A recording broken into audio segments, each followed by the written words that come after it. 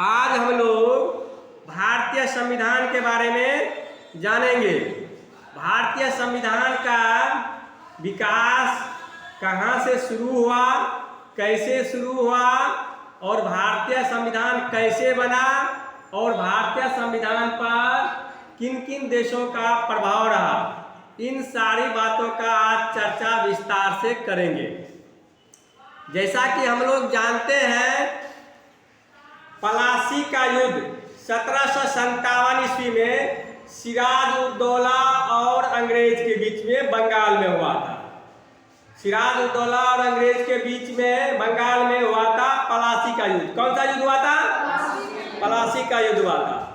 और 1764 ईस्वी में बक्सर का युद्ध मीर कासिम और मीर कासिम के अलावा, ये मीर कासिम बंगाल का नवाब था। इसके अलावा आपको अवध के नवाब, साथ में मुगल सम्राट शाह आलम द्वितीय, इन तीनों के सम्मिलित शक्ति को अंग्रेज ने बक्सर के युद्ध में पराजित कर दिया। और पराजित करने के उपरांत अंग्रेज को बहुत सारी सुविधाएं मिली। बंगाल, बिहार, उड़ीसा में उसे दीवानी का अधिकार मिल गया। इसके बाद अंग्रेज भारत में धीरे धीरे अपना पकड़ मजबूत करने लगा और छोटे छोटे रियासतों को अपने अधीन करने लगा। इसके लिए वह हड़प की नीति के अलावे सहायक संधि की नीति जैसे नीतियों का अनुसरण करके, युद्ध और संधि का सहारा लेकर के, छल कपट का सहारा लेकर के भारत में अपने साम्राज्य को सुदृढ़ किया और भारतीय संसाधनों का अंधाधुंध लूट खसोट शुरू कर दिया। इसी को लेकर के पहली बार दादा भाई नौरोजी ने धन के निष्कासन का सिद्धांत प्रतिपादित किया। इन सारी घटनाओं के उपरांत भारत में भारतीयों के द्वारा अंग्रेज के चंगुल से निकलने के लिए विभिन्न प्रयास किया जाने लगा। इसी कड़ी में 1857 का विद्रोह हुआ था, 1905 का स्वदेशी आंदोलन हुआ, 1920 का असहयोग आंदोलन हुआ, 1930 का नमक आंदोलन हुआ और 1942 का भारत छोड़ो आंदोलन। इन सारे आंदोलनों के सम्मिलित प्रभाव से भारत आजाद हो पाया था। सब कोई ध्यान से सुनेंगे। इन सारे विद्रोह के सम्मिलित प्रभाव से भारत आजाद हो पाया। भारत क्या हो पाया? आजाद हो पाया। तो सबसे पहले संवैधानिक विकास का कार्य रेगुलेटिंग एक्ट 1773 ईस्वी से शुरू हुआ।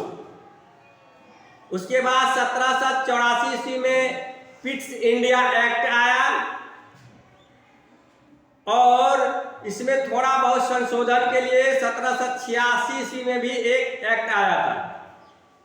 उसके बाद प्रत्येक 20 वर्ष में अंग्रेज हुकूमत अपने शासन के समीक्षा के लिए इस संवैधानिक विकास में चर्चा करके ये एक्ट लाया करते थे। इसी कड़ी में 1813 का एक्ट आया, जिसमें भारतीयों के लिए 1 लाख शिक्षा पर खर्च करने का प्रावधान किया गया था। 1813 के बाद 1833 में एक्ट आया, जिसमें सारे प्रेसिडेंसी को मिला दिया गया था और एक विधि सदस्य को नियुक्त किया गया था। और 1853 का एक्ट आया। इसी में पहली बार विधान परिषद का गठन किया गया था और भारत में भी ICS के एग्जाम का प्रावधान किया गया था। फिर 1861 का आया। इसके उपरांत सबसे महत्वपूर्ण एक्ट जो आया था वह 1919 का मॉर्ले मिंटो एक्ट। कौन सा एक्ट आया था? Morley Minto act. Morley Minto act के द्वारा भारत में फूट डालने के लिए अंग्रेज ने मुसलमानों को पृथक निर्वाचन का सुविधा प्रदान किया और 1919 के चेम्सफोर्ड सुधार के तहत जो है भारत में चुनाव की प्रक्रिया शुरू हुआ बड़े पैमाने पर। और इसमें यूरोपियों को, ईसाइयों को, सिखों को भी आरक्षण दिया गया था।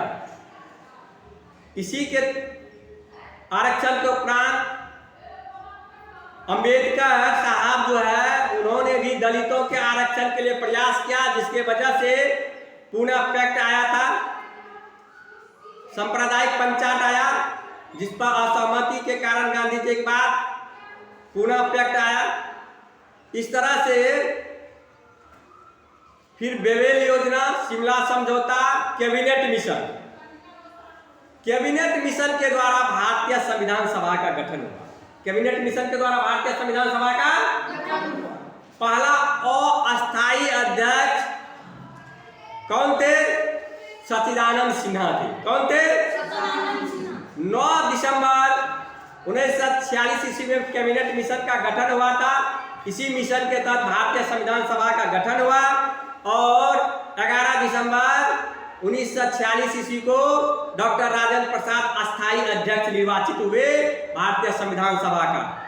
प्रारूप समिति का गठन भीमराव अंबेडकर के नेतृत्व में हुआ और भारतीय संविधान बनना शुरू हो गया। भारतीय संविधान पर ब्रिटेन के संसदात्मक व्यवस्था का काफी प्रभाव पड़ा। भारत एक लोकतांत्रिक देश है जहां वयस्क मताधिकार के आधार पर प्रतिनिधियों का चयन होता है और सरकार का गठन होता है। जब भारतीय संविधान बन करके तैयार हुआ तब उस समय में 395 अनुच्छेद था। मूल संविधान में 8 अनुसूचियां थी और 22 भाग थे। अभी वर्तमान में 12 अनुसूचियां हैं, 22 भाग है और 444 अनुच्छेद है। भारतीय संविधान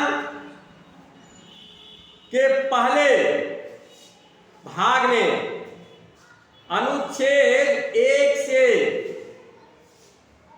5 तक राज्यों का प्रावधान किया गया है। अर्थात कहा गया है इसमें भारत राज्यों का संघ होगा। भारत क्या होगा? राज्यों का संघ होगा। अनुच्छेद 6 से लेकर के 11 के बीच में नागरिकता का उल्लेख है। किसका उल्लेख है? नागरिकता का उल्लेख है। और अनुच्छेद 12 से लेकर के 35 के बीच में मौलिक अधिकार का उल्लेख है। किस अधिकार का उल्लेख है? मौलिक अधिकार का उल्लेख है। इसमें मौलिक अधिकार में समानता, स्वतंत्रता, प्रतिष्ठा जैसे अधिकारों का उल्लेख किया गया है। शोषण के विरुद्ध अधिकार दिया गया है। बोलने की स्वतंत्रता दी गई है। अनुच्छेद 14 में कानून के समक्ष भारत के समस्त नागरिकों की समानता की बात कही गई है। अनुच्छेद 19 में बोलने का अधिकार दिया गया है। प्राण और दैहिक स्वतंत्रता का अधिकार 20 में दिया गया है। 21 में जीने का अधिकार के दिया गया है और इसी में 46वें संविधान संशोधन के द्वारा एक भाग जोड़ा गया है जिसमें कहा गया है कि 6 वर्ष से 14 वर्ष के उम्र के बच्चे को शिक्षा देना राज्य का कर्तव्य होगा।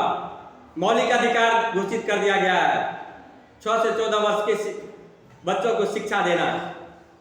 इसी के तहत आरटीई एक्ट 2009 लाया गया जो अप्रैल 2010 से लागू है, जिसके तहत प्राथमिक स्तर पर 30 बच्चे पर एक शिक्षक और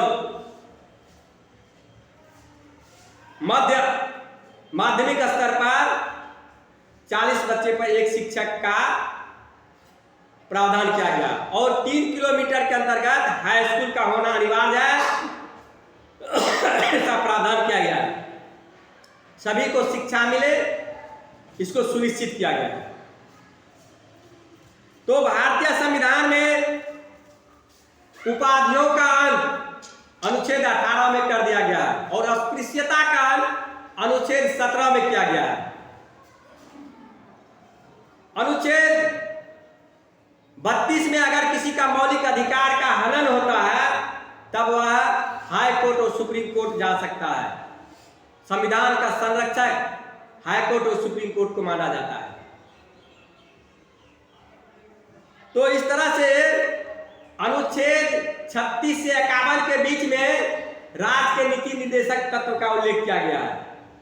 अर्थात मौलिक अधिकार के तहत नागरिकों को राजनीतिक स्वतंत्रता का अधिकार को जहां तक सुनिश्चित किया गया है, वही सामाजिक और शैक्षणिक आर्थिक स्वतंत्रता के अधिकार को राज्य के नीति निर्देशक के तत्व के तहत निर्धारित करते हुए देश के विकास को सुनिश्चित किया गया है। अनुच्छेद 52 में राष्ट्रपति के चुनाव के बारे में कहा गया है। अनुच्छेद 79 में संसद राज्यसभा के बारे में उल्लेख है और अनुच्छेद 80 में लोकसभा के बारे में उल्लेख है।